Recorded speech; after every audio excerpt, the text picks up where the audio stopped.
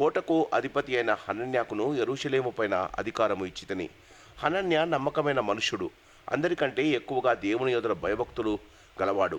అప్పుడు నేను బాగుగా ప్రొద్దెక్కు వరకు యెరూషలేము యొక్క గుమ్మ తలుపులు తీయకూడదు, మరియు జనులు దగ్గర నిలవబడి ఉండగా తలుపులు వేసి అడ్డుగడియలు వాటికి వేయవలననియు, ఇదియుగాక యెరూషలేము కాపురస్తులందరూ తమ తమ కావలి వంతులను బట్టి తమ ఇండ్లకు ఎదురుగా కాచుకొనుటకు కావలి నియమింపవలననియు చెప్పితిని. అప్పటిలో ఆ పట్టణము మిగుల విశాలముగాను పెద్దదిగాను ఉండెను గాని దానిలోని జనులు కొద్దిగా ఉండిరి. ఇండ్లు ఇంకా కట్టబడలేదు.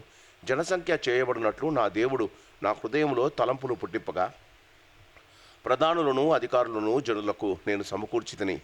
అంతలో ముందు వచ్చిన వారిని గూర్చిన వంశావళి గ్రంథము నాకు కనబడెను.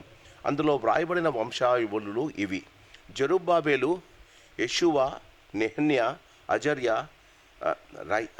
రయమ్య, నహమాని, మొర్దెకై, బిల్షాను, మిత్పరేతు, బిగ్వయి, నెహూము, బయానా అను వారితో కూడా బాబేలు రాజైన నెబుకద్నెజరు చేత చెరలోనికి కొంచుపోబడి తిరిగి యెరూషలేమునకును యూదా దేశమునకును తమ తమ పట్టణములకు వచ్చిన వారు వీరే. వీరు ఇశ్రాయేలుల యొక్క జనుల సంఖ్య ఇదే. అది ఎలాగనగా, ఫరోషు వంశస్థులు 2172, షెపట్యా వంశస్థులు 372, అరాహు వంశస్థులు 652, యెషూవ యోవాబు సంబంధులు పహత్మో యాబు వంశస్థులు 2818 మందియు, ఎలాము వంశస్థులు 1254, జత్తు వంశస్థులు 845, జక్కై వంశస్థులు 760 మందియు, బిన్నాయి వంశస్థులు 640 బేబై వంశస్థులు 620, అజ్గాదు వంశస్థులు 2320, అదోనీయాము వంశస్థులు 667, బిగ్వై వంశస్థులు 2067, అదీము వంశస్థులు 655, హిజ్కియా బంధువుడైన అటేరు వంశస్థులు 90, హాషుము వంశస్థులు 327, బేజయి వంశస్థులు 324, హోంపు వంశస్థులు 112, గిబియోను వంశస్థులు 95, బెత్లెహేము నెటోపా వారు 188, అనాతోతు వారు 128, బెత్మాషు వెతు వారు 42, కిర్యత్యారీము, కెఫీరా, బయేరోతుల వారు 743, రామా గెబాల వారు 621, మిక్మషు వారు 122, బేతేలు హాయిలా వారు 123, రెండవ వారు నెబో వారు 72, రెండవ ఎలాము వారు 1274, హరారి వంశస్థులు 320 మందియు, ఎరికో వంశస్థులు 345, లోబు హాదీదు ఓనో అను వారి వంశస్థులు 721, సెనాయా వంశస్థులు 3935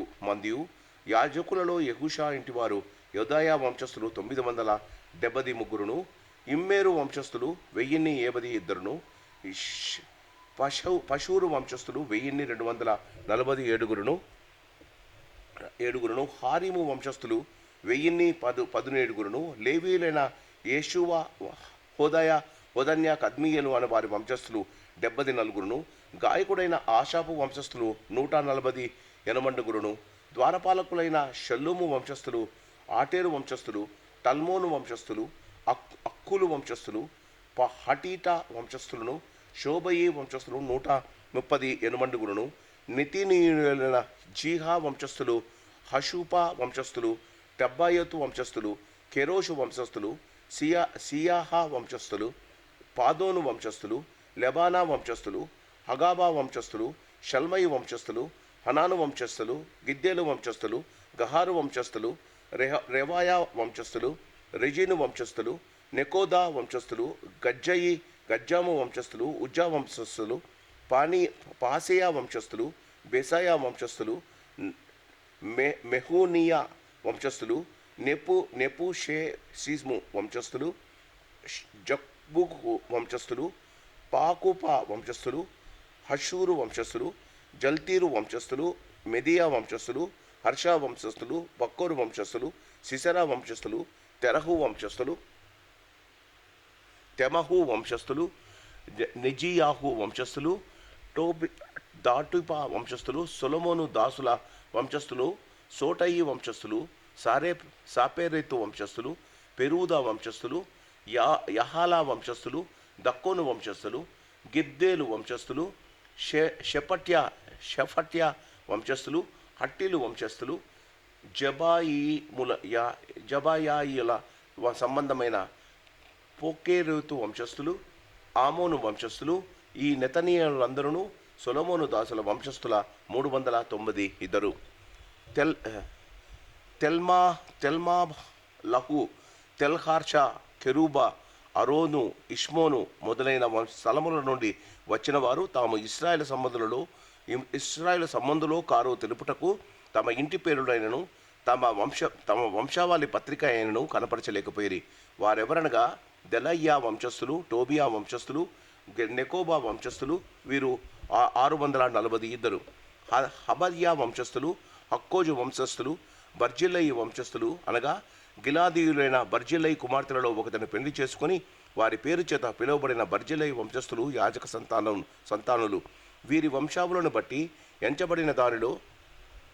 ఎంచబడిన వారిలో వారి పద్దు పుస్తకములను వెతకగా అది కనబడకపోయాను. కాగా వారు అపవిత్రులుగా ఎంచబడి యాజకులలో ఉండకుండా వేరుపరచబడిరి. కాగా అధికారి ఊరీము తుమ్మీము అని వాటిని ధరించుకొని ఒక యాజకుడు ఏర్పడు వరకు అతి పరిశుద్ధ వస్త్రములను మీరు తినకూడదని వారితో చెప్పెను. యాజకుల సమాజకులందరూ 42,360 మంది. వీరు కాక వీరి పనివారును పనికెత్తలను 7 లేచి 337. గాయకులలో స్త్రీ పురుషులలో 245 ఉండిరి. వారి గుర్రములు 736, వారి కంచెర గాడిదలు 245, వారి ఒంటెలు 435, వారి గాడిదలు 6,725 ఉండెను. పెద్దలలో ప్రధానులైన కొందరు పనికి కొంత సహాయము చేసిరి. అధికారి ఖజానాలో 120 తులముల బంగారమును 70 పల్లెముల 730 యాజకుల వస్త్రములను వేసి ఇచ్చెను. మరియు పెద్దలలో ప్రధానులైన వారు కొందరు ఖజానాలో 140 తులముల బంగారమును 14 లక్షల తులముల వెండిని వేసిరి. మిగిలిన వారును 240 తులముల బంగారును 240 లక్షల తులముల వెండిని 67,000 యాజక వస్త్రములను ఇచ్చిరి. అప్పుడు యాజకులను, లేవీలను, ద్వారపాలకులను, గాయకులను, జనులలో కొందరును, నెతీనీయులు, ఇశ్రాయేలందరూ తమ తమ పట్టణముల యందు నివాసము చేసిరి. దేవుడు తన వాక్యాన్ని దీవించి ఆశీర్వదించునుగాక. మరి యొక్క సాయంకాలం దేవుని వాక్యాన్ని ధ్యానించుకోవటానికి దేవుడు మనకిచ్చిన ఈ శ్రేష్టమైన సమయాన్ని బట్టి దేవునికి వందనాలు చెల్లిస్తుంటున్నాం. ఈ నెహెమ్యా గ్రంథం ఎందుకు బైబిల్ గ్రంథంలో రాయబడి ఉంది? ఈ నెహెమ్యా గ్రంథాన్ని దేవుడు ఎందుకు ఈ పరిశుద్ధమైన గ్రంథంలో రాయించాడు? వాస్తవానికి ఈ నెహెమ్యా హకల్యా కుమారుడైన నెహెమ్యా చర్యలు, ఆయన యొక్క పనులు. చూడండి, మొదటి మాట నెహెమ్యా గ్రంథం మొదటి అధ్యాయం మొదటి మాట, హకల్యా కుమారుడైన నెహెమ్యా యొక్క చర్యలు. హకల్యా కుమారుడైన నెహెమ్యా యొక్క చర్యలు అంటే నెహెమ్యా చేసిన పనులను దేవుడు మనకు వివరిస్తున్నాడు. నెహెమ్యా చేసిన పనులను పరిశుద్ధ గ్రంథంలో ఎందుకు రాశాడు? నెహెమ్యా చేసిన పనులు దేవుడు ఎందుకు మెచ్చుకున్నాడు? నెహెమ్యా చేసిన పనులు దేవునికి ఎందుకు ఇష్టమైంది? నెహెమ్యా చేసిన పనులను నేనెందుకు చదవాలి? బైబిల్ గ్రంథంలో నెహెమ్యా గ్రంథము ఎందుకు ఉంది? నెహెమ్యా అనేవాడు దేవుని ఇశ్రాయేలుల సంతానములో, ఇశ్రాయేలుల బిడ్డలలో ఒకడు. ఆయన యాజకుడు కాదు, ఆయన రాజు కాదు, ఆయన గాయకుడు కాదు, ఆయన యాజకులతో పాటు దేవుని యొక్క పనులను చేసేవాడు కాడు.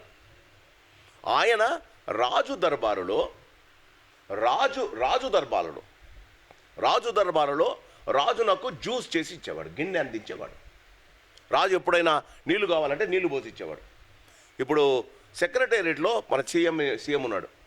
సీఎం దగ్గర చాలామంది పనిచేస్తారు, కానీ సీఎంకు కొంచెం కావలసిన వాళ్ళు ఆప్తులు ఉంటారు. వారిస్తేనే ఆయన తాగుతాడు. ఆయనకు నీళ్లు కావాలన్నా, ఛాయ్ కావాలన్నా వాళ్ళే చేసిస్తారు.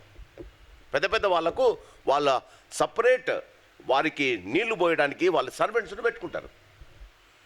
ఈ రాజు నెహెమ్యా అనే అతని యొక్క నమ్మకత్వాన్ని చూసి ఆయనను తన దగ్గర తనకు ప్రత్యేకంగా తనకు కావలసినప్పుడు నీళ్లు కానీ జ్యూస్ కానీ చేసి ఇచ్చేవాడుగా ఆయనను అపాయింట్ చేసుకున్నాడు. అంటే సర్వెంట్, రాజ దర్బారులో ఉండే ఒక సర్వెంట్ మాత్రమే. ఆయన యాజకుడు కాదు, ఆయన గాయకుడు కాదు, ఆయన ఒక పెద్ద కాదు, ఆయన ద్వారపాలకుడు కాడు. దేవుడు ఆయనకు ఎలాంటి ఆధిక్యత ఇవ్వకపోయినా తన జీవితంలో దేవుని యొక్క మందిరం, దేవుని యొక్క కార్యాలు జరగడం లేదని తెలిసి తన జీవితంలో తను చేస్తున్న పనినంతా పక్కన పెట్టి, తన భార్య పిల్లలను పక్కన పెట్టి, తను చేస్తున్న ప్రతి ఒక్క పనిని పక్కన పెట్టి ఆయన దేవుని మందిరం కొరకు తాపత్రయపడ్డాడు. అందుకు ఆయన చేసిన పనులు దేవుడు మెచ్చుకున్నాడు. ఒక్కసారి మొదటి గ్రంథంలో నెహెమ్యా చర్యలు అని అన్నాం. నెహెమ్యా గ్రంథం చివరి మాట, నెహెమ్యా గ్రంథం చివరి మాట, నెహెమ్యా గ్రంథం 13వ అధ్యాయం 13 అధ్యాయాలు ఉంటుంది. 13వ అధ్యాయం చివరి లైను, నా దేవా మేలుకై నన్ను జ్ఞాపకం చేసుకో. జీవితంలో దేవుడు మనిషిని జ్ఞాపకం చేసుకుంటే, దేవుని కనుసన్నుల్లో మనిషి ఉండగలిగితే, దేవుడు తన జీవితం ఒక్కసారి ఆదికాండం 8వ అధ్యాయం, ఆదికాండము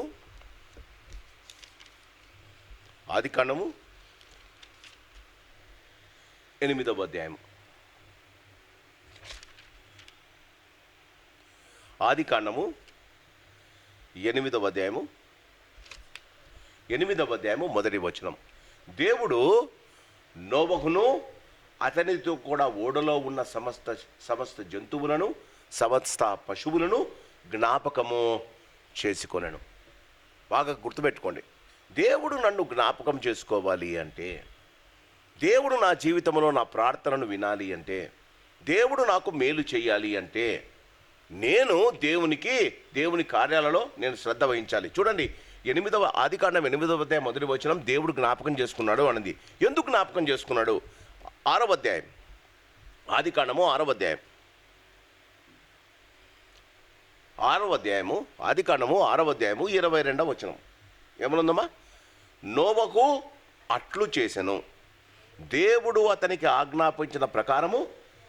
అది ఎవడు దేవుని పనిని చేస్తాడో, ఎవడు దేవుని పనిని చేయడానికి ఇష్టపడతాడో, ఎవడు దేవుని పనిని గురించి ఆసక్తి కలిగి ఉంటాడో వాడిని దేవుడు తప్పకుండా జ్ఞాపకం చేస్తాడు. దేవుడు జ్ఞాపకం చేసుకోవడం అంటే ఏంటి?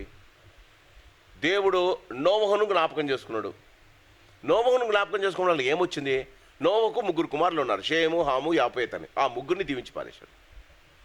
దేవుడు నన్ను జ్ఞాపకం చేసుకున్నాడు అంటే దేవుడు తప్పకుండా నా కుటుంబాన్ని ఆశీర్వదిస్తాడు, నా తర్వాత 1000 తరాల దాకా ఆశీర్వదిస్తాడట.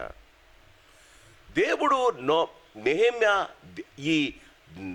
నోవహు జీవితంలో చేసిన యావత్తును దేవుడు చెప్పినట్టు చేయడానికి నోవహు చేశాడు కనుక, దేవుడు అతన్ని జ్ఞాపకం చేసుకున్నాడు కనుక నెహెమ్యాకు గుర్తుంది, నేను దేవుని పనిని చేస్తే దేవుడు నన్ను ఎందుకు మేలు చేయడానికి. మన జీవితంలో చాలామంది వారి జీవితంలో దేవుని కార్యాలను అశ్రద్ధ చేస్తారు, దేవుని కార్యాలను పక్కన పెడతారు, దేవుని గురించి ఆలోచించరు, దేవుని గుడిని గురించి ఆలోచించరు, దేవుని సంఘాన్ని గురించి ఆలోచించరు. ఒకవేళ సంఘాన్ని గురించి ఆలోచించి సంఘములో ఉన్న దేవుని కార్యాలు చేస్తే దేవుడు నన్ను జ్ఞాపకం చేసుకుంటాడంటే ఇలా ఉంటారా? చెప్పండి. మనం ఇది గమనించాలి. దేవుడు నన్ను జ్ఞాపకం చేసుకోవాలి. ప్రార్థన చేస్తాం, దేవుడు అసలు నా ప్రార్థన వినడం లేదు. ఎందుకు జ్ఞాపకం చేసుకోవాలి నిన్ను? దేవుడు ఎందుకు నీ ప్రార్థన వినాలి? ఎందుకు నీ పరిస్థితిని బాగు చేయాలి? నీవు దేవుని కొరకు ఏం చేశావు? నీవు జీవిస్తున్న జీవితం అంతా నీ కొరకే జీవిస్తున్నావు. ఫిలిప్పీలో అంటాడు, ప్రతివాడు వాని పని చూసుకుంటున్నాడు, క్రీస్తు పనిని ఎవడు చూడడం లేదు అని. నెహెమ్యా గ్రంథం ఎందుకు రాశారు అంటే, మీరు ప్రార్థన చేసినప్పుడు ప్రార్థన కన్నా ముందు దేవుని పని ఎంత చేసినావో చూసి దాని తర్వాత ప్రార్థన చేయి. నా ప్రభువా నన్ను జ్ఞాపకం చేసుకొని ఇది నా మనవి, ఈ మనవిని నువ్వు అంగీకరించు అని చెప్పడానికంటే ముందు అప్పటిదాకా నువ్వు దేవుని పనిని ఎంత చేశావు, దేవుని యొక్క కార్యాలను ఎంత చేశావు, దేవుని యొక్క మాటలను ఎంత శిరస వహించావు, అది మనం చూడగలిగితే. చూడండి, యెరూషలేము ఎక్కడో ఒక 300 కిలోమీటర్ల దూరం ఉంది. ఆ దినాలలో 300 కిలోమీటర్లు అంటే సుమారుగా 3-4 నెలల ప్రయాణం. ఆ 300 కిలోమీటర్ల దూరంలో ఉన్న జెరూసలేం పాడైపోయింది. అక్కడ ఒక గుడి ఉంది. ఆ గుడినంతా శత్రువులు వచ్చి నాశనం చేసేశారు, గోడలన్నీ పడగొట్టేశారు.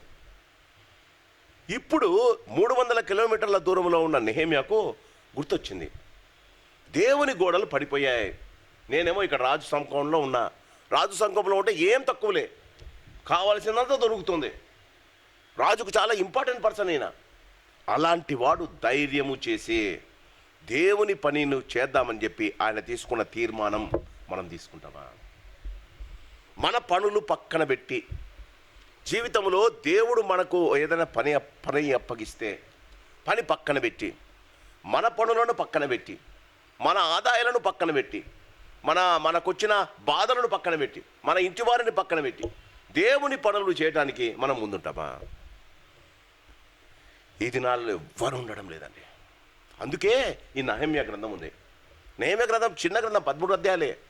ఈ నెహెమ్యా గ్రంథములో వారి జీవితంలో వారు చేసిన పనులు, ఒక గుడి పడిపోతూ ఉంటే, ఒక యెరూషలేము దేవాలయం నాశనం అయిపోతూ ఉంటే, శిథిలావస్థలో ఉన్న యెరూషలేం దేవాలయాన్ని గురించి వారు ఆలోచించిన విధానం ఈ దినాలలో ఎవరైనా ఆలోచిస్తున్నారా అని మనము ఒకసారి మనల్ని మనం పరీక్ష చేసుకోవడానికి నెహెమ్యా గ్రంథం ఉంది.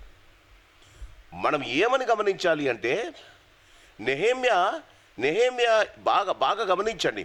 దేవుని కార్యాలు చేయడానికి మనం మొట్టమొదట నీవు ఆలోచన కలిగినప్పుడు, మొదటి అధ్యాయం ఆయనకు ఒక ఆలోచన కలిగింది. మొదటి అధ్యాయంలో ఎవరో వచ్చి చెప్పారు, యెరూషలేం దేవాలయం పడిపోయింది, అక్కడ గోడలన్నీ పడిపోయాయి, నాశనంగా భయంకరంగా ఉంది, దేవుని ఆలయం గురించి ఎవరు పట్టించుకోవడం లేదు. వెంటనే ఆయన దేవునికి ప్రార్థన చేశాడు. నేను అనుకుంటున్నానయ్యా, నేను వెళ్ళాలి, ఎలాగైనా రాజు నాకు లీవ్ ఇవ్వడు. బాగా గమనించండి, రాజు నాకు ఎట్లా లీవ్ ఇవ్వడు, కానీ రాజు మనసును ఒప్పింపజేసి లీవ్ ఇప్పించే బాధ్యత నీదే. జీవితంలో మనం దేవుని పనులు చేయడానికి ఇష్టపడితే రాజుల హృదయాలు, ఒక్కసారి నాతో పాటు సామెతల గ్రంథం కీర్తనల తర్వాత ఉంటుంది. సామెతల గ్రంథం 22వ అధ్యాయం. సామెతల గ్రంథం 21వ అధ్యాయం. సామెతల గ్రంథం 21వ అధ్యాయం. యెహోవా చేతిలో రాజు హృదయము నీటి కాలువల వలె ఉన్నది, ఆయన తన చిత్తవృత్తి చొప్పున దానిని తిప్పును. చిన్నప్పుడు మనం చిన్నగా ఉన్నప్పుడు మనము పల్లెటూళ్ళలో ఉన్నప్పుడు వానలు పడేవి. వానలు పడితే ఇప్పుడు మాదిరి అంతా డ్రైనేజీలు ఉండేవి కాదు, కాలువలు ఉండేవి కాదు. ఇంటి ముందు నుంచి నీళ్లు పోతూ ఉంటాయి. వాన పడి ఆగిపోయిన తర్వాత కూడా నీళ్లు పోతూ ఉంటాయి. చిన్నప్పుడు మేము ఏం చేసేవాళ్ళం అంటే, దానికి పోయి ఇంటి ముందు మట్టి తీసుకొని ఇసుకేసిన అడ్డం వేసేవాళ్ళం. అడ్డం వేసి మా ఇంటి ముందు వచ్చేటట్టుగా దానికి కాలువ కట్టేవాళ్ళం. ఆ నీళ్ళు అట్లా పోయే నీళ్ళు ఇట్లా మా ఇంటి ముందు నుంచి పోతాయి. పోయినప్పుడు చిన్న పడవలు చేసి దాంట్లో వదిలేవాళ్ళం. అందరూ ఆడుకుంటారు. ఎట్లా నీ ఇంటి ముందున్న వెళ్తున్న కాలువను నువ్వెట్లా మట్టి వేసి తిప్పుకుంటావో, దేవుని బిడ్డల పనులు జరిగించడానికి అధికారంలో ఉన్న వారి హృదయాలను దేవుడు తిప్పుకుంటాడట. అది సామెతలు 21 అండి. రాజుల హృదయాలు మనము తిప్పే నీటి కాలువల వల్లే ఉన్నాయట. మనము ప్రార్థించినప్పుడు దేవుడు వారిని తిప్పుకుంటాడట. మనం అధికారంలో ఉన్నవారు మనం వెళ్ళి మాట్లాడినప్పుడు వాళ్ళు మన మాటలు ఎందుకు పట్టించుకోరు? దేవుడు వారి హృదయాలను తిప్పలే. దేవుడు తిప్పాలంటే మనం దేవునికి యథార్థంగా ఉండాలి. ఇది బేసిక్ థింగ్ మనుషులు మర్చిపోతున్నారు. వారి జీవితంలో ఎప్పుడైతే ఇది చేయగలుగుతారో, వారి జీవితంలో ఇది చేయడానికి వారు ఎప్పుడు ఇష్టపడతారో, ఎంత గొప్ప పనైనా, ఎంత కష్టమైన పనైనా దేవుడు తప్పకుండా విజయం ఇస్తాడు. గొల్యాతును దావీదు చంపడం ఇంపాసిబుల్. దావీదు కన్నా గొల్యాతు మూడంతలు బలవంతుడు. అలాంటి వాని మీదికి దావీదు వెళ్ళేటప్పుడు ఏమంటాడంటే, ఒకటి జ్ఞాపకం పెట్టుకోండి, దావీదు గొల్యాతును చూసినప్పుడు ఏమంటాడంటే, నేను నా శక్తితో రావడంలే, నా వెనక యెహోవా దేవుడు ఉన్నాడు. నేను యెహోవా దేవుని పేరట, దావీదు పేరట కాదు, సౌలు రాజు పేరట కాదు, యెహోవా పేరట నేను నీ మీదికి వస్తున్నా. ఎందుకు ఓడిపోతాడు? మన జీవితాలలో మనం ఎందుకు సంఘంలో ఓడిపోతున్నాం? మనం మన పేరట యుద్ధాలు చేస్తున్నాం. మనము గెలవాలని యుద్ధాలు చేస్తున్నాం. ఇశ్రాయేలీలు గెలిచినప్పుడు వారు ఏమన్నారంటే, యెహోవా దేవుడు గెలిచాడంటాడు, యెహోవాకు జయమన్నారు. మన జీవితాలలో ఎప్పుడైతే మన యుద్ధము యెహోవా కొరకు చేస్తున్నాం అనుకుంటామో. నెహెమ్యా గ్రంథం 1వ అధ్యాయంలో ప్రార్థన చేశాడు. ఏమని చేశాడు ఒక్కసారి చూడండి. 1వ అధ్యాయం. పాస్టర్ గారు మీకు చెప్పాడు, ఇంకోసారి నేను తక్కువ మంది ఉన్నాను కాబట్టి చెప్తున్నా. ఏమని ప్రార్థన చేశాడు?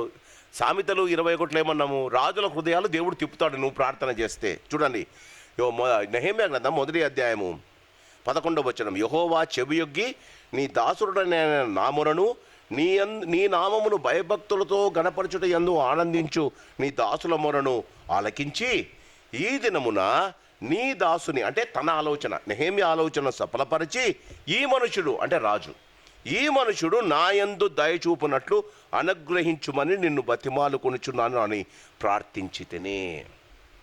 జీవితంలో మన ప్రార్థనలు దేవుడు తప్పకుండా వినాలి. ఎప్పుడు వింటాడు? దేవుని గురించిన ఆసక్తి, దేవుని కార్యాలను గురించిన ఇంట్రెస్ట్ మనం చూపినప్పుడు. ఇది 1వ అధ్యాయం. 2వ అధ్యాయంలో దేవుడు నెహెమ్యాకు పర్మిషన్ ఇచ్చాడు. ఎవరి ద్వారా? రాజు ద్వారా. పర్మిషన్ ఇచ్చేటప్పుడు నీవు దేవుని పనులు చేయడానికి ఇష్టపడినప్పుడు జాగ్రత్తగా వింటే,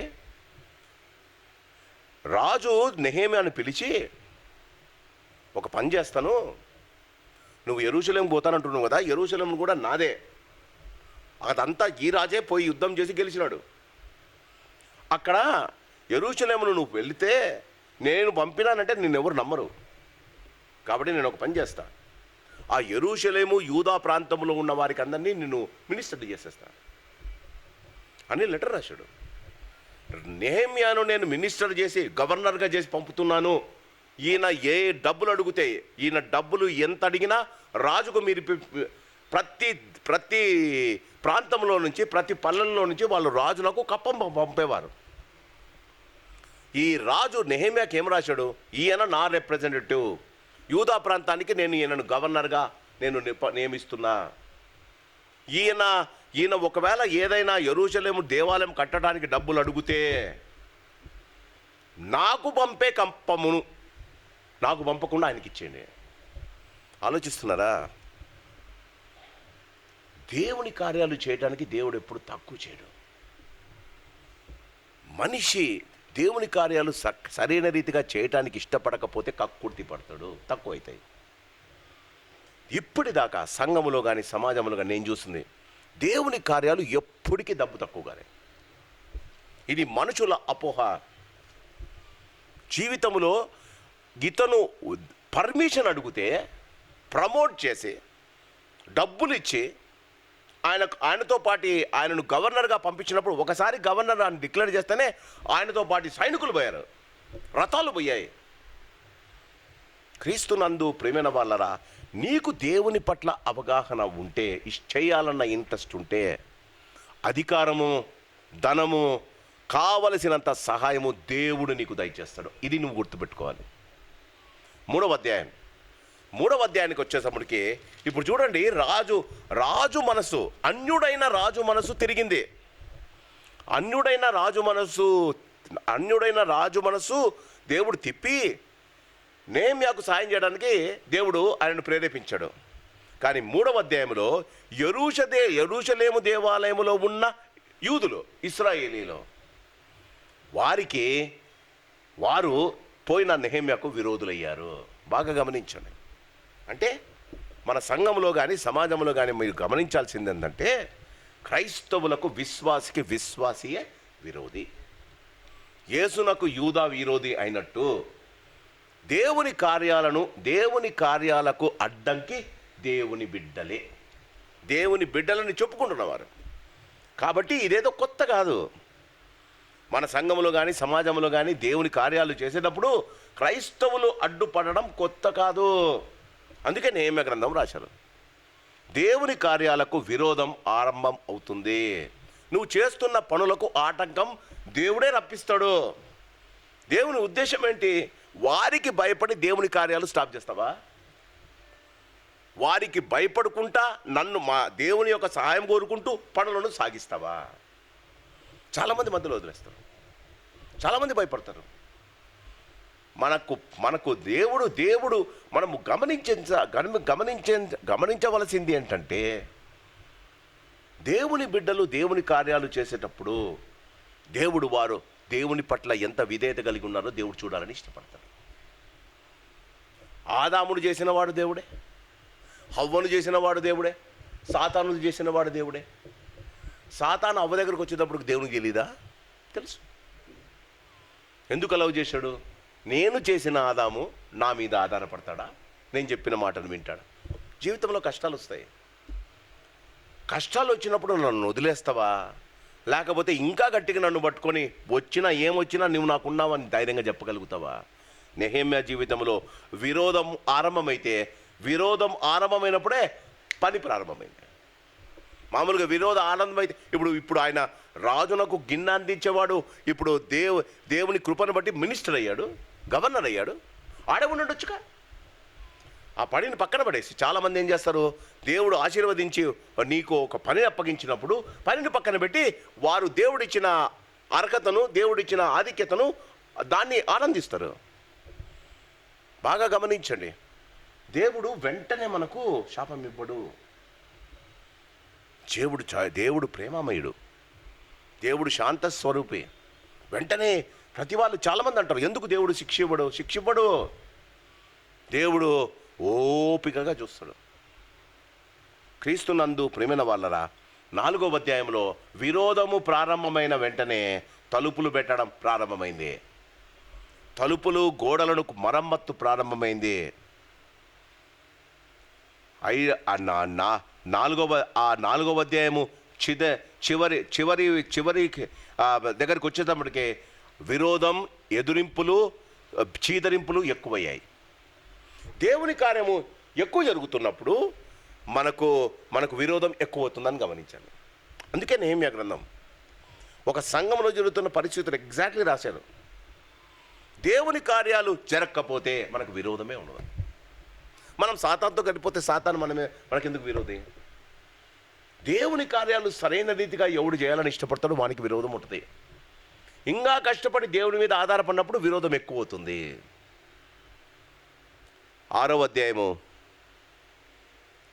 తనకు సహాయము చేసే వారి యొక్క బీద స్థితి బతకడానికి కూడా లేదండి. బాగా గమనించండి. ఒక సైడ్ ఏమో గోడలు పడిపోయాయి.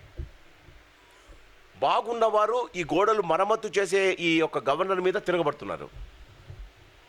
సహాయం చేద్దామని అక్కడ ఉన్న కూలీలుగా పనిచేద్దామని వచ్చిన వాళ్ళకి అసలు తినడానికి కూడా తిండి లేదు. వాళ్లకు తిండి పెడితే కానీ వారు రేపొద్దున శక్తి పొంది దేవుని యొక్క ఆలయమును బాగు చేయలేరు. సంఘములో ఆత్మీయంగా బీదలు చాలామంది ఉన్నారు. ధనంతో కాదు, బీదలు ఉన్నారు. సంఘములో ఉన్న ఆత్మీయంగా బీదగా ఉన్న కుటుంబాలకు ఆత్మీయంగా పోషించే బాధ్యత సంఘాన్ని. నువ్వు ఎప్పుడైతే ఆత్మీయ బీద స్థితిని ఎరిగి దాని గురించి ఆలోచించి బాగు చేయడానికి ఇక్కడ మరమ్మత్తు గోడలు కాదు, ఇక్కడ మరమ్మత్తు దేవుని యొక్క సంఘములోని ప్రజలు. ఈ మరమ్మత్తు వారికి కావలసింది ఆత్మీయంగా వారి దీని స్థితి నుండి వారు బాగుపడాలన్నది. జీవితంలో మనం ఇది గమనించాలి. సంఘములో ఉన్నవారు ఆశీర్వాదము పొందడానికి మాత్రమే రాకూడదు. సంఘములో ఉన్నవారు తమ ఆత్మీయ బీద స్థితిని గమనించి అది బాగు చేసుకోవడానికి రావాలి. ప్రతివారు దేవుని యొక్క శారీరక లోకరీత ఆశీర్వాదం కొరకే వస్తారు. అది కావాలి, తప్పకుండా కావాలి. కానీ వారు ఆత్మీయంగా ఎంత ఎదిగారు, వారు ఆత్మీయంగా ఎలాంటి పరిస్థితుల్లో ఉన్నారు, వారి జీవితంలో వారు ఎలాంటి జీవితాన్ని జీవిస్తూ ఉన్నారు, వారి జీవితంలో వారు అలాంటి వారికి మేలు చేయటానికే సంఘం ఏదైనా ప్రణాళికలు పెట్టిందా? అది దేవుడు గమనిస్తాడు. 6వ అధ్యాయం పోయిన 2 వారాల క్రితం చదివాం. 6వ అధ్యాయంలో విరోధం ఎక్కువైతుంది. బాగా గమనించండి. ప్రజలు మొదట వచ్చి స్టాప్ చేయడానికి ఏదన్నా దేవుని కార్యాలు బాగా జాగ్రత్తగా వినండి. మీకు ఒక ఆలోచన ఉండాలి. దేవుని కార్యాలు సరైన రీతిగా చేస్తున్నామా లేదా? దేవుని కార్యాలు చేస్తున్న మనం ఇందులో దేవుని యొక్క సహాయము, దేవుని యొక్క ప్రోత్సాహం ఉందా లేదా? దేవుని కార్యాలు సహాయం చేసే దేవుని కార్యాలు చేయడానికి సంఘములు కానీ వ్యక్తిగతంగా కానీ దేవుని కార్యాలు చేయడానికి నేను ప్రారంభించినప్పుడు మొదట నాకు సహాయం దొరుకుతుంది. మొదట నాకు సహాయం దొరుకుతుంది. అందరూ వచ్చి వెరీ గుడ్, చాలా మంచి పని చేస్తున్నారు, మేమంతా మీతో ఉంటాం అని అంటారు. ఒక కొన్ని రోజులు గడిపిన తర్వాత సనుగుడ్లు ప్రారంభమవుతాయి. జాగ్రత్తగా వినండి. సనుగుడ్లు ప్రారంభమవుతాయి. ఈ సనుగుడ్లు ప్రారంభమైనప్పుడు పాస్టర్ గారు విని, అబ్బా అందరూ సనుగుడ్లు ప్రారంభించారు బాబు, లేనిపోని నిందలు వేస్తున్నారయ్యా, స్టాప్ చేసుకుంటాడా? నేను చేయనప్పుడు నేనెందుకు బాధపడాలని ప్రొసీడ్ అవుతాడా? దేవుడు చూస్తాడు. ఇప్పుడు ప్రొసీడ్ అయినామనుకో, ఈ సనుగుడులో ఉన్నవారు గ్రూపిజం తయారవుతారు. అప్పుడు దాకా ఒక్కొక్కడు చేస్తాడు, తర్వాత ముగ్గురు నలుగురు కలిసి ఈ సనుగుడులు ప్రారంభించిన వాళ్ళు గ్రూపులు అవుతారు. గ్రూపులు అయ్యి ఈ సనుగుడు నుండి మెల్లగా విరోధ భావాన్ని క్రియేట్ చేస్తారు.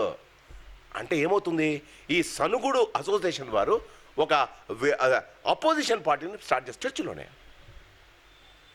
ఎవరెవరైతే మంచి పని చేయడానికి సంఘములో నిలబడి మంచి కార్యాలు చేయడానికి ప్రారంభిస్తారో వారిని గురించి చెడు ప్రచారం ప్రారంభమవుతుంది. విరోధం, చెడు ప్రచారం ప్రారంభమైన తర్వాత దాని తర్వాత వ్యక్తిగతమైన చీదరింపులు, వ్యక్తిగతమైన ఎదురింపులు వస్తాయి. అంటే పర్సనల్ అక్యూజేషన్స్. 4-5 అధ్యాయాల్లో అదే జరిగినాయి. Personal accusations. నీవు రాజు కావాలని ట్రై చేస్తున్నావు అని అన్నారు నెహెమ్యాతో. పాపం జాగ్రత్తగా వినండి. సనుగుడితో ప్రారంభమైంది, సమాజంలో సమూహమైంది. ఈ సమూహము చీదరింపులు, పర్సనల్ అక్యూజేషన్కి వచ్చింది. పర్సనల్ అక్యూజేషన్ అయిన తర్వాత 6వ అధ్యాయానికి వచ్చినప్పటికీ ఎలాగైనా చంపేద్దామని ప్లాన్ చేశారు. రాత్రి రమ్మన్నారు గుడికి.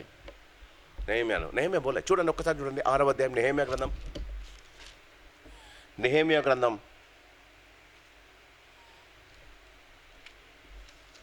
6వ అధ్యాయం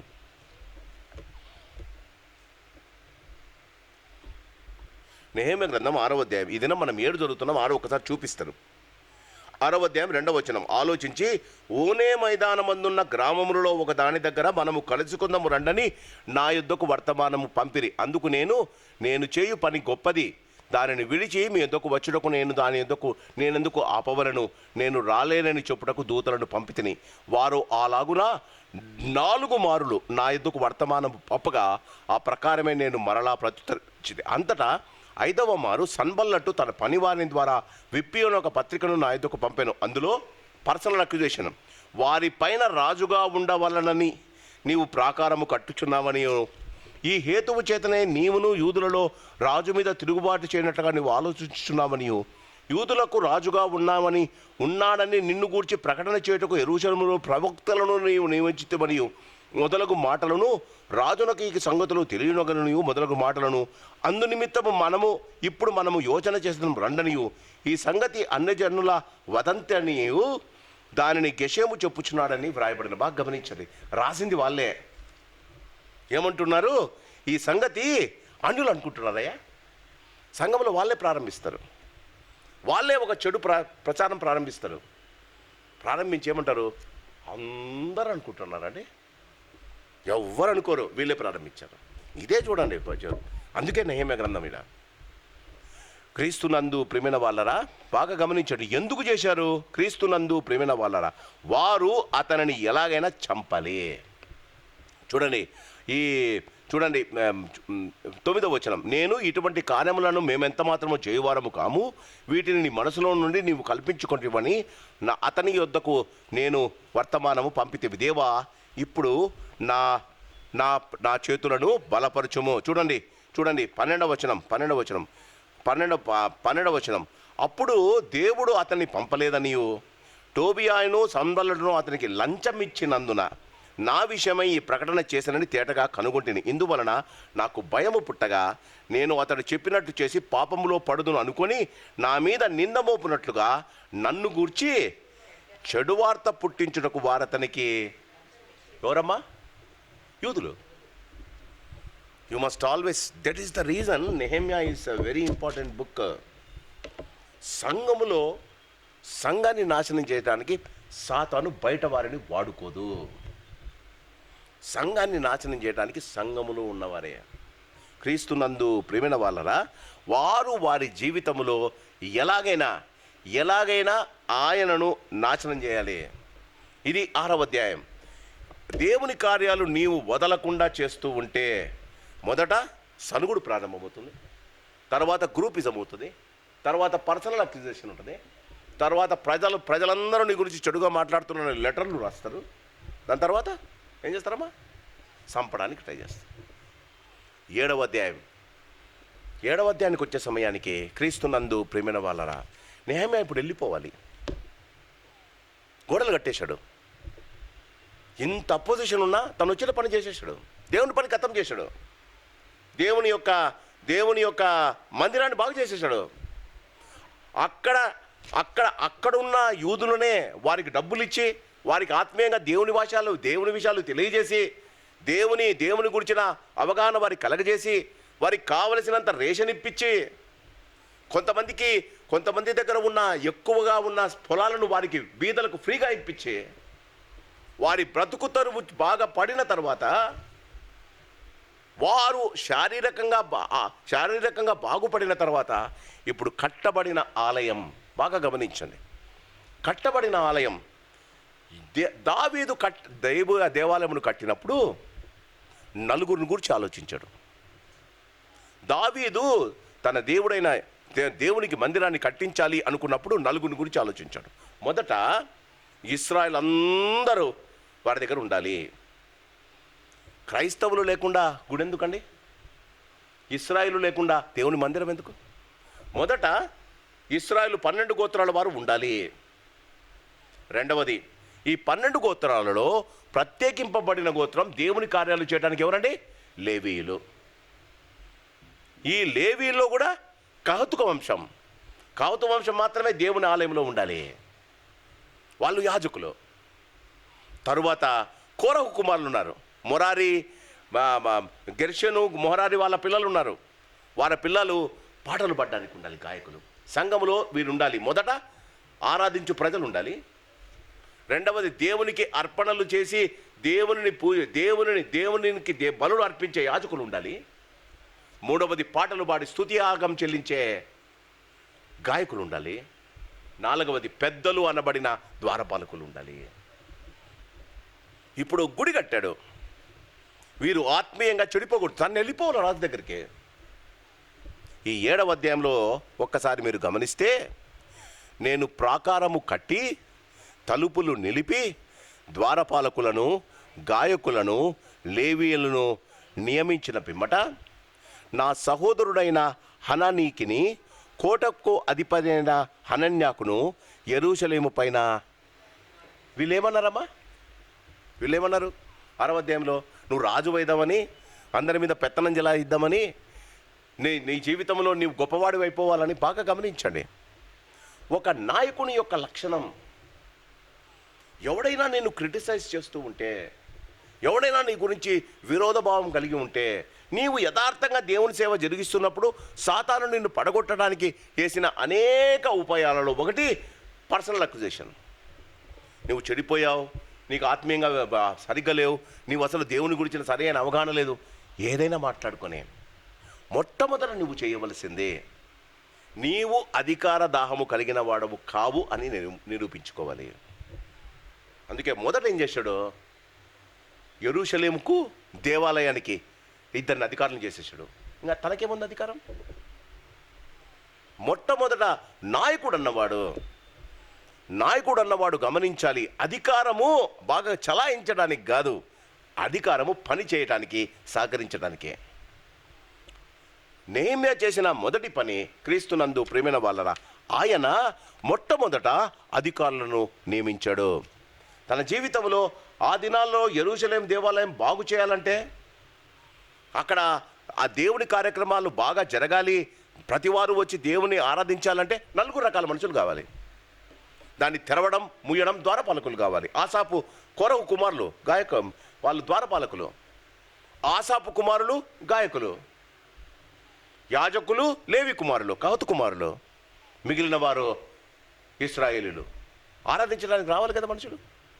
మొట్టమొదట తన జీవితంలో ఆయన చేసిన సంస్కరణలు ఎలా ఉన్నాయంటే, దేవుని కార్యాలు జరిగించడానికి యథార్థమైన వారిని. బాగా గమనించండి, చాలాసార్లు పాస్టర్లుగా మేము పొరపాటు చేస్తామమ్మా.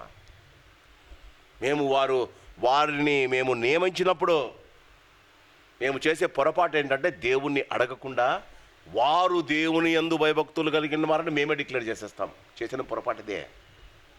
దేవుని ఆలయములో దేవుని కార్యాలు సరైన రీతిగా జరిగించగలగటానికి ఎలాంటి వారు ఉండాలి? 7వ అధ్యాయం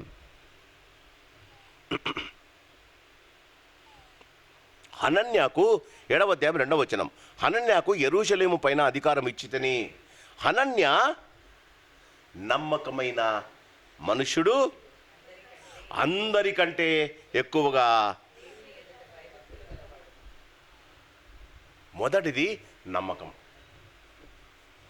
ఎవరి మీద నమ్మకం అమ్మ? చాలా పొరపాటు చేసేది ఏంటంటే, పాస్టర్లకు వారి మీద నమ్మకం.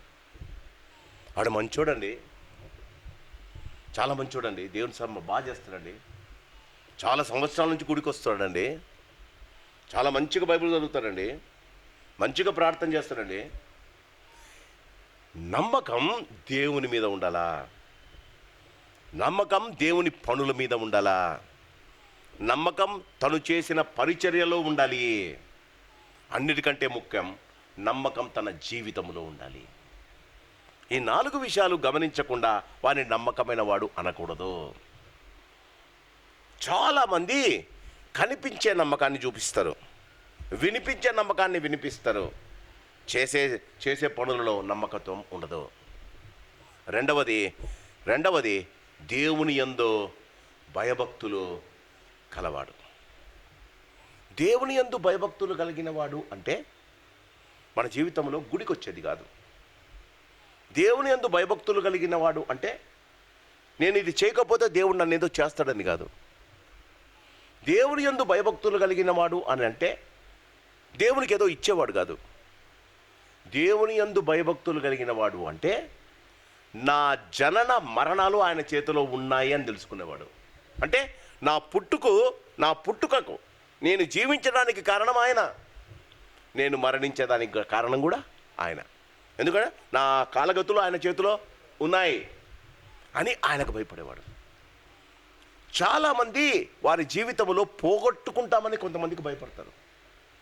ఆఫీసులో పనిచేసేటప్పుడు బాసు లేనప్పుడు ఒకసారి ఒక రకంగా, బాసు చూస్తున్నప్పుడు ఒక రకంగా చేస్తారు కదా. యథార్థంగా ఒప్పుకుందాం. సార్ ఏదైనా ఇచ్చితే పక్కనంతో మాట్లాడుకుంటాం. సార్ వస్తున్నాడని చెప్తే పరిగెత్తుకుంటూ వచ్చి కంప్యూటర్ మీద కూర్చుంటాం. మీరు నమ్మినా నమ్మకపోయినా లేదు అన్నా నాకు తెలుసు. ఎందుకు? మీకు బాస్ అంటే భయం ఉంది, పని మీద భక్తి లేదు. అందుకే దేవుని కార్యాలు ఎప్పుడైనా దేవుని విషయాలు వచ్చినప్పుడు భయభక్తులు అని అంటారు. బాస్ మీద భయం ఉంది, దేవుని మీద భయం ఉంది. దేవుడిచ్చిన ఆజ్ఞలు చేయటానికి భక్తి లేదు. మేము చాలాసార్లు అంటే సంఘంలో మేము గమనించేది ఏంటంటే, ప్రజలకు వారికి ఉన్న భయాన్ని చూసి వీళ్ళు భయభక్తులు కలిగిన వాడు అనుకుంటాం. అన్ఫార్చునేట్లీ వాళ్ళకి భయం ఉంది. ఏంటి దేవుడు చేయకపోతే తంతాడని తెలుసు. దేవుడు అంటే భయం ఉంది, కానీ చేయటానికి భక్తి లేదు. క్రీస్తునందు ప్రియమైన వాళ్ళరా, పెద్దలన్న వాళ్ళు ఇవి 2 ఉండాలి. వారి జీవితంలో నమ్మకం ఉండాలి. రెండవది ఈ వాక్యం అంటుంది అందరికంట. చూడండి, దేవుని అందరికంటే ఎక్కువగా అలాంటి వాడు దేవునికి అధికారైతే, సంఘంలో అధికారైతే మొదట అలాంటి అధికారిని ఎన్నుకున్నాడు. తరువాత క్రీస్తునందు ప్రేమైన వాళ్ళరా 5వ వచనము నుండి ఆ జనసంఖ్య గలన్నట్లుగా నా దేవుడు నా హృదయంలో తలంపు పుట్టింపగా ప్రధానులను అధికారులను జనులను నేను సమకూర్చి తిని. ఇప్పుడు చర్చ్ ఉంది, ఆ చర్చిలో ఒక మనుషులు రావాలి కదా. మనుషులు రావాలి అంటే వాళ్ళు ఎక్కడున్న వాళ్ళు వినవాలి కదా. గమనించండి ఇక్కడ ఒక్కసారి. జెరుబ్బాబేలు 6వ వచనం, యెషూవా, నెహెమ్యా, అజర్యా, రయమ్య, నహామాని, మొర్దెకై, బిల్షాను, మిప్పరేతు, బిగ్వై, నెహూము, బయానా అను వారితో కూడా బాబేలు రాజైన నెబుకద్నెజరు చేత చెరలోనికి కొంచుపోబడి తిరిగి యెరూషలేమునకు యూదా దేశమునకును తమ తమ పట్టణములకు వచ్చిన వారు వీరే. ఇశ్రాయేలు యొక్క జనసంఖ్య ఇదే. ఇది ఎలాగనగా ఫరోషు వంశస్థులు. నేను మీకు ఒక ప్రశ్న ఇవ్వాలి. పైన 6వ వచనంలో 1, 1, 2, 3, 4, 5, 6, 7, 8, 9, 10, 11, 12 మంది ఉన్నారు. ఈ 12 మంది పెద్దలుగా నియమించారు. పెద్దలుగా నియమిస్తే వీరు చేసిన పని ఏంటో తెలుసా? ఇశ్రాయేలుకి ఎన్ని గోత్రాలు? 12 గోత్రాలు. 12 మంది పెద్దలను చేశాడు. 12 మంది పెద్దలు చేసి ఈ 12 మంది పెద్దలు ఒక్కొక్క వంశానికి వెళ్ళి వాళ్ళు ఎంతమంది రిటర్న్ వచ్చారో లెక్కలు రాయాలి. చూడండి, ఇప్పుడు చూడండి. ఫరోషు వంశస్థులు 2175. 2175 అంటే వాళ్ళ పేరు, వాని ఏజు, వాళ్ళ నాన్న పేరు, వాడి వంశం పేరు మొత్తము రాసుకొని లెక్క కడితే 2000 ఎన్ని రోజులు బట్టి ఉంటుందండి? ఒకసారి ఆలోచించండి, ఎన్ని రోజులు బట్టి ఉంటుంది చేశారండి. అందుకే ఇశ్రాయేలు అంటే దేవుడికి అంత పిచ్చి.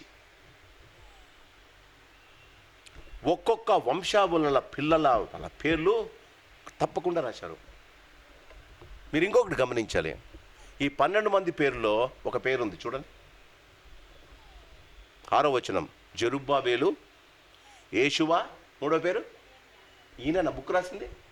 ఈయన ఇప్పుడు గవర్నర్ కదా, అధికారం ఉన్నవాడు కదా, రాజు ఈయనను నెంబర్ 1 చేశాడు కదా. ఈయనకేం పట్టిందండి పోవడానికి? బాగా గమనించండి. నాయకుడు అన్నవాడు ముందు ఉండి పని ప్రారంభించాలి. ఇది నాయకుల లక్షణం. నెహెమ్యా కూడా ఉన్నాడండి. అందరి ఒక్కొక్క ఇంటికి వెళ్ళి సుమారుగా ఎన్ని రోజులు చేశారో లెక్క కట్టి వాళ్ళ పేర్లు రాసి వాళ్ళ నెంబరు కౌంట్ చేసి ఒక్కొక్క వంశానికి ఎంతమంది ఉన్నారో చెప్పి వాళ్ళకి ఏం చెప్పారు? మీరు గుడికి రావాల్సిందే, యెరూషలేం బాగైంది. పెద్దలు ఈ పనులు చేస్తారా? సంఘంలో రావడం లేదు సార్, గుడికి ఎవరు రావడం లేదండి. ఎందుకు వస్తారండి? క్రీస్తునందు ప్రియమైన వాళ్ళరా, ఆ 7వ అధ్యాయము చివరి దాకా మనం గమనిస్తే 60వ వచనం దాకా నెతనీయులందరూ సొలొమోను దాసుల వంశస్థులు 392. నేను పొద్దు నుంచి చార్ట్ వేసుకున్నా, ఒక్కొక్క వంశంలో ఎంత ఉన్నారో. ఫైనలైజ్ కాలే, సాయంకాలానికి నెక్స్ట్ వీక్ చెప్తా. అంటే ఎంత కష్టపడి పెద్దలు పనిచేస్తారు. ఒక సంఘము స్థిరపడాలి అంటే దేవుడు ఏం ఎక్స్పెక్ట్ చేస్తాడు? ప్రజలు రావడం కాదు, వచ్చిన పెద్దల యొక్క భయభక్తులు దేవుడు చూస్తాడు. అందుకే నెహెమ్యా గ్రంథం, క్రీస్తునందు ప్రియమైన వాళ్ళరా, 61వ వచనం నుండి 73వ వచనం దాకా ఇక్కడ వారి జీవితంలో వారి యొక్క నిజాయితీ. పెద్దలుగా వాళ్ళు కష్టపడి పనిచేశారు, జీతం లేదు వాళ్ళకు, దేవుని భయం మాత్రమే ఉంది వాళ్ళ దగ్గర. 70వ వచనం, పెద్దలలో ప్రధానులు. చూడండి, ఇప్పుడు 4-5 మందిని మొదట వంశావళులు చేశారు. ఈ వంశావళుల వాళ్ళు ఇప్పుడు గుడికి వస్తున్నారు. ఈ మన మాదిరి ఆ దినాల్లో ఏమి రాకుండా రావడానికి లేదు.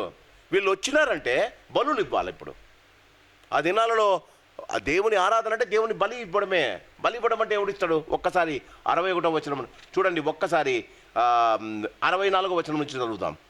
వీరి అది కాకుండా క్షమించండి, 65వ వచనం, కాగా అధికారి ఊరీము తుమ్మీము అను వాటిని ధరించుకొని ఒక యాజకుడు ఏర్పడు వరకు అతి పరిశుద్ధ స్థలములను మీరు తినకూడదని వాడితో చెప్పాను.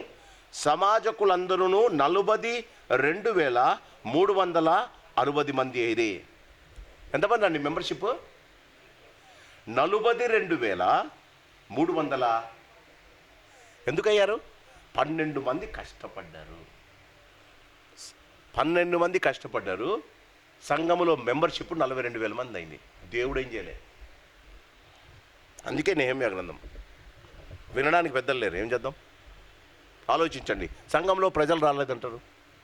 క్రీస్తునందు ప్రేమిన మొదటిది, సంఘములో ప్రజలు రావాలి అంటే పెద్దలు కష్టపడాలి. రెండవది 67వ వచనం, వీరు కాక వీరి పనివారును పనికెత్తలను 7,337 గాయకులలో స్త్రీ పురుషులు 2,045 ఉండిరి. వారి గుర్రములు 736, వారి కంచర గాడిదలు 245, వారి ఒంటెలు 435, వారి ఆడుగాడిదలు 7,725 ఉండెను. ఇప్పుడు చూడండి 70వ వచనం. మొదట 12 మంది వెళ్ళి వాళ్ళ పేర్లు, వారి యొక్క గాడిదలు, వారి మనుషులు ఎంతమందో లెక్క పెట్టారు. 40 మనకు ఒక లెక్క వచ్చింది. క్రీస్తునందు 70వ వచనం, పెద్దలలో ప్రధానులైన కొందరు పనికి కొంత సహాయము. ఏ పని అండి? దేవుని పని. మొదట ఏమి తీసుకోకుండా పనిచేశారు. ఇప్పుడు తమ దగ్గర ఉన్న దాంట్లో చూడండి, అధికారి ఖజానాలో 120 తులముల బంగారు, 70 పల్లెముల 730 యాజక వస్త్రములు వేసి ఇచ్చను. మరియు పెద్దలలో ప్రధానులైన వారు కొందరు ఖజానాలో 140 తులముల బంగారును, 14 లక్షల తులముల వెండిని ఎవరేసిరమ్మా? పెద్దలు. ఖజానాలో డబ్బు ఉండాలంటే పెద్దలు వేయాలంట. ఆలోచించండి. చూడండి, మిగిలిన వారు అంటే నార్మల్ మెంబర్స్, మిగిలిన వారు 240 తులముల బంగారును, 240 లక్షల తులముల వెండిని, 67 రాజక వస్త్రములను ఇచ్చిరి.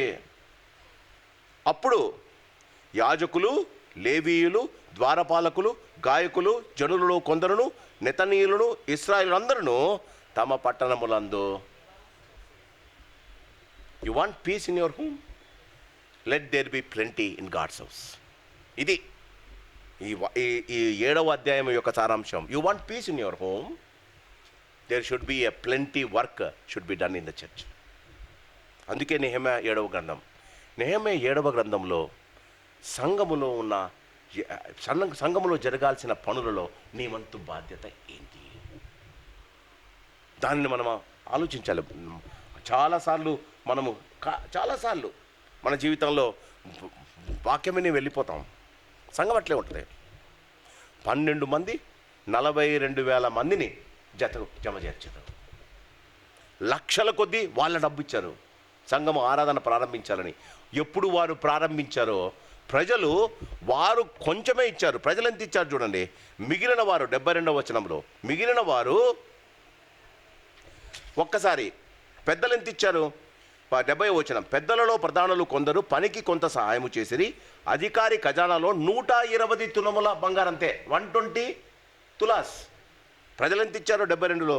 మిగిలిన వారు 72వ వచనం, మిగిలిన వారు 200,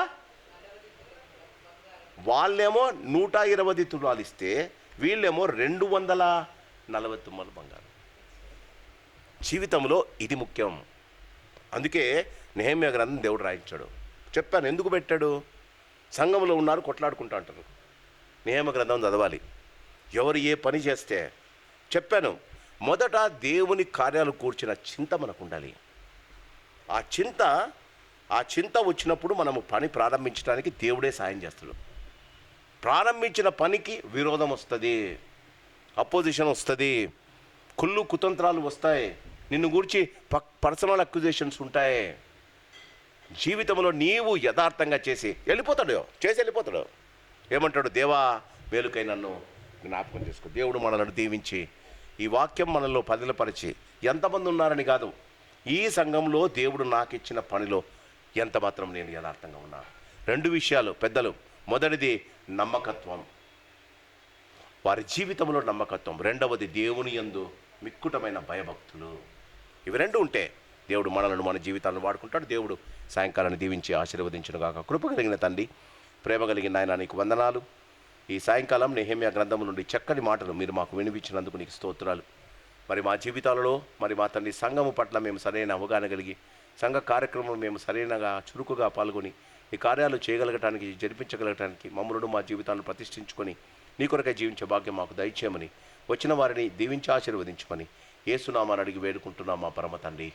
ఆమెన్. పరమ తండ్రి ప్రేమ, ప్రభు యేసు వారి కృప, పరిశుద్ధాత్మ దేవుని అన్యోన్య సహవాసం, చేరి వచ్చిన మనకును రాలేని వారికి ఆయన కృపా కాపుదల భద్రత ఇప్పుడు ఎల్లప్పుడు సదాకాలము తోడై ఉండును గాక. Amen. God bless you. Good night.